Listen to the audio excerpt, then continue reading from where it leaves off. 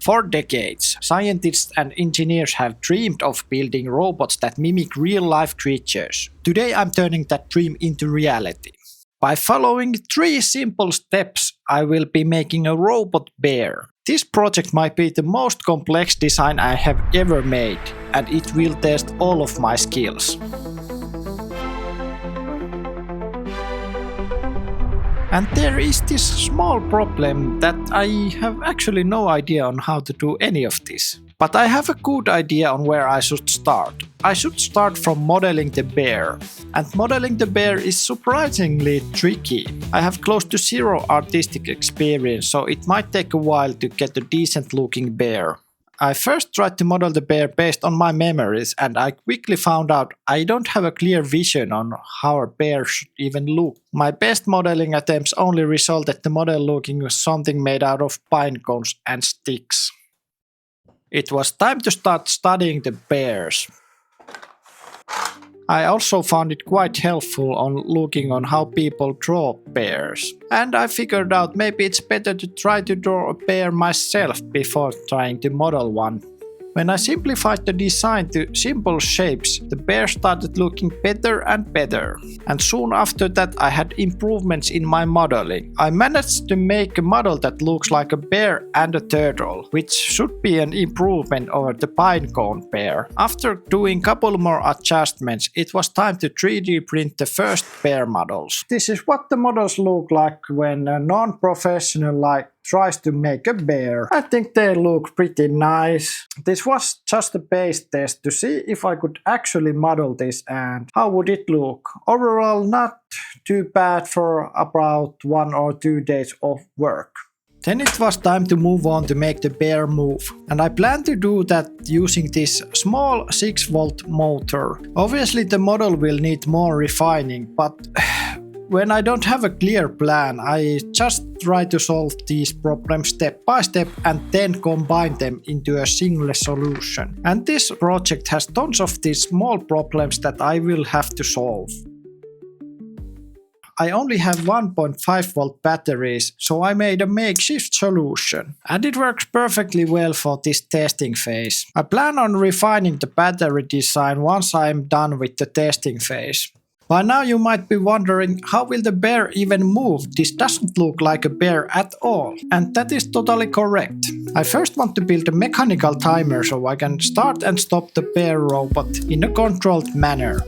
This actually works just as I planned. But I think this was the easiest part of this project. For what it's worth, this is actually pretty fun as it is. So let's hope I can keep the momentum up. So here I'm just testing out and refining different designs. I have a clear plan on my mind that I will use the same motor as a timer and for the movement of the bear. The timer will be built based on mechanical calculator mechanism, where the first gear is constantly rotating and the second gear only rotates once the first gear has gone a full circle. I used the same mechanism on my lockbox design, so I'm quite confident this will somehow work out. And it seems this is a success. This might still be a bit too fast. I might need to do a few more adjustments, but overall this is working quite nice. I made few more adjustments and that means a totally new prototype. Now we are finally starting to add movement to go with the timer. I'm planning to use the Scotch yoke mechanism to move the arms or the legs. I really haven't decided yet which one should it be. I just need to add few more pieces to the model and let it spin. Here we go. Interesting enough, the machine sounds like a growling bear. Which I don't think it's supposed to do. There's probably something wrong with the machine, if it keeps growling like this.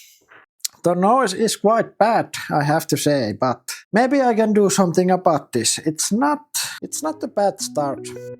I decided to go back to the drawing board. I felt like the Scotch yoke mechanism might not be the optimal solution for my problems. I started to do some research on linkage design. I'm hoping that I can achieve smooth movement for the arms with linkages. And since everything seemed to be going just perfectly at the moment, it was about time I would hit a wall. Ah, what a classic mistake. The parts don't actually fit through the gaps. I bet every designer has sometimes made this same mistake. Yeah, this is a pretty common mistake. Even with 3D printing, sometimes you have to do the hard work yourself. Lucky for me, this was just a small setback. With clippers, this should be fixed in no time at all. It's perfect. If you are wondering why did I even decide to make a robot bear, well, honestly, I thought this would be a fun little project that would test my skills a bit. Sometimes you just get the urge of creating something totally new. And this project has been fun and new at the same time, but I'm still starting to get the doubt whether I can finish this project. I'm pretty much coming up with my ideas on the fly, and it's starting to show. I'm facing more troubles than I expected. Okay, now the monstrosity is finally done. Let's see if this actually works.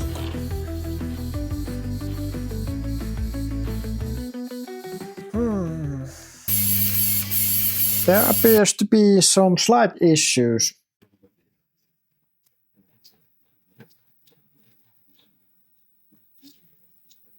I'm starting to get the feeling of maybe this just cannot be done. Maybe Robot Bear is just a dream. Or maybe I should just try a little bit harder. So I gave it my all and fixed the damn machine. And this is what the movement looks like. And somehow it feels a bit lacking. I'm not really happy with this. I don't know. It feels like it works pretty well, but this was not the machine that I dreamed of. I think it's better to take a step back and redesign the model and simplify the design. But changing the design is always a hard task.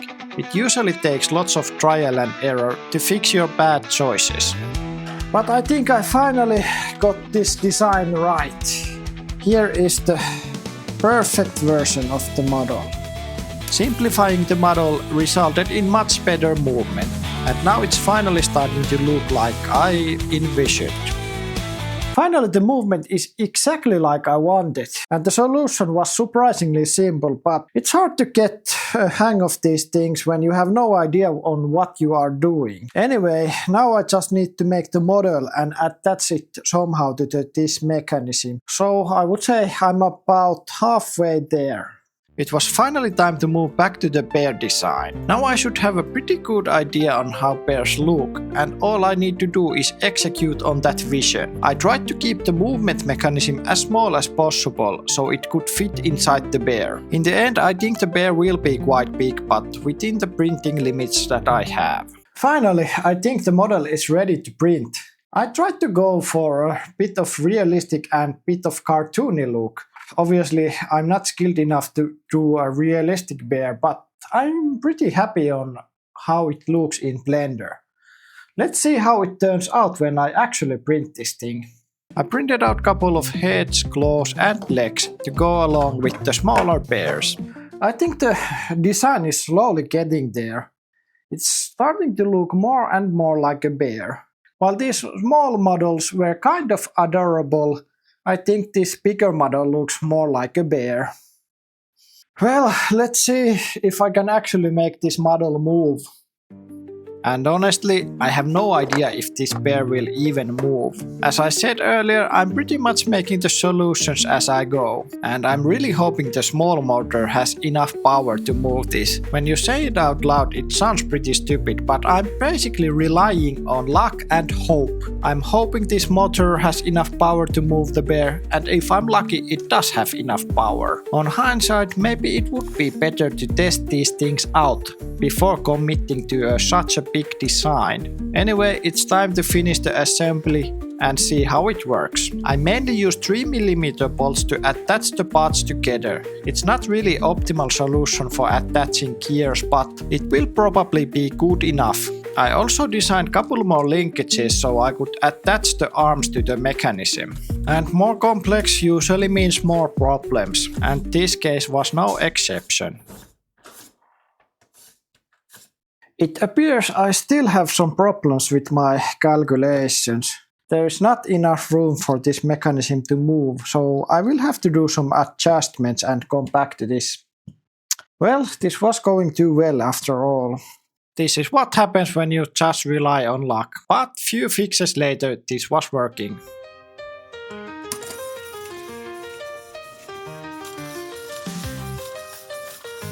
Finally, we are starting to see some fine dancing action. This movement kind of reminds me of the wave movement that people like to do in arenas to cheer. So let's see how it would look if a bear would join the cheering squad. The dance moves are certainly quite wild. There is still a couple of issues that I have to fix, but it's slowly getting there. The next step is to attach the belly of the bear and see how it moves. The basic idea is that the legs will stand still and the upper body should do the dancing moves. The body is meant to have this left to right rocking motion while the hands are waving, but it's pretty hard to imagine how it will look in the end. And it seems the movement is not like I had planned. There seems to be some issues. Yeah, it seems the body does not have enough room for rotation. I guess it was expected, but it's so hard to get this right. No matter, I will make this work somehow. I'm slowly starting to realize it's a fine balancing act trying to make a functional and good looking product. Okay, now it should work. Originally I wanted the model to have no gaps, but it seems pretty hard to do with all this movement. I think I need to find a finely balanced point where the model looks good and the movement is smooth. Yeah, there are still quite many problems here. I'm not exactly sure how to fix all of them, but I just have to work through the problems one by one. First, let's fix the appearance of the bear. Let's make it all pretty. With Blender I can test different color combinations before locking in the design, but I think it's pretty obvious this dark brown, light brown color should work well. Everything is slowly starting to become together. I can feel the rhythm of success. The polar bear design was pretty awesome on its own, but it's about time that I refine the design and make a frame for it. It is time to add some color and character to the design. It was time to 3D print the improved models and finally upgrade my gimmicky battery solution with another gimmicky solution. So I want the battery to be inside the bear, and for that I needed the custom solution to get 6V battery. I decided to coil the wires to 3mm bolts, and when I screw the bolts to my custom 6V battery case, I should have a pretty reliable battery. After all, if I just manage to get a solid connection with the batteries, even this solution should work just fine. And to make sure that the batteries are properly connected, I also added springs to add constant tension to the battery case. Honestly, I think this battery case is a pretty smart idea. Comment below if you are going to build a similar battery case. The battery case might look a bit fiddly right now, but when I add the lid to the case, the batteries are not going anywhere. If you're not familiar with batteries, you can connect 4 of these 1.5V batteries in series to get 6V. And as you can see, this kind of battery solution works just fine. Then it's time to finish up the bear model. This time I wanted to experiment on making multicolor print from separate parts. The legs are made from brown filament and the claws are made from black filament, and they are linked together using super glue.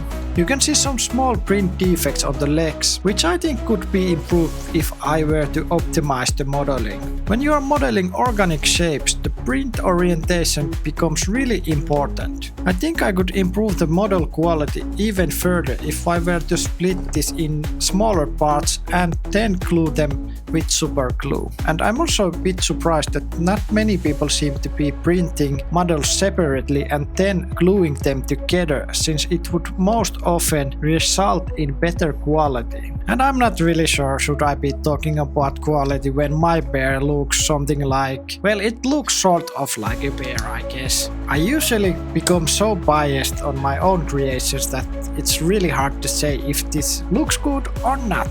I also had to do many artistic choices when I was designing the colors for the bear. Obviously most bears are just brown, I guess, but I thought it would give a nice touch if I were to add some light brown with dark brown.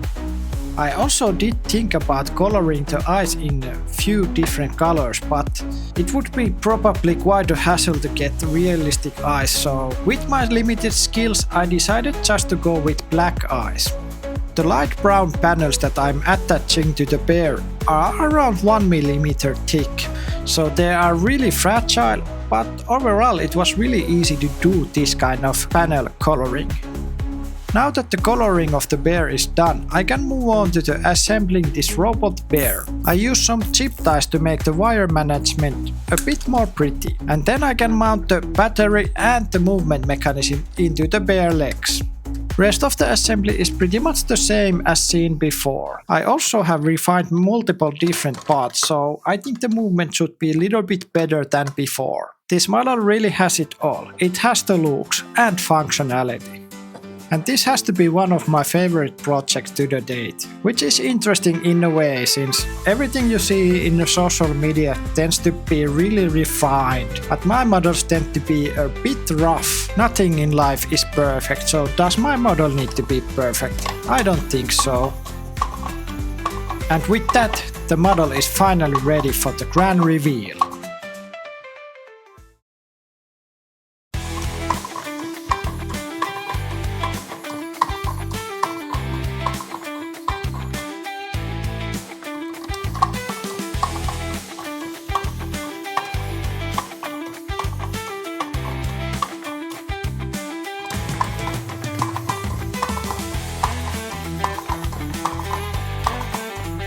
Well, that's another project in the back. I think this turned out pretty fine in the end. I had to learn several different skills in order to make this, like modeling in Blender and modeling animals. I also had to learn about linkages and had to come up with some pretty unique solutions to make this like handheld device.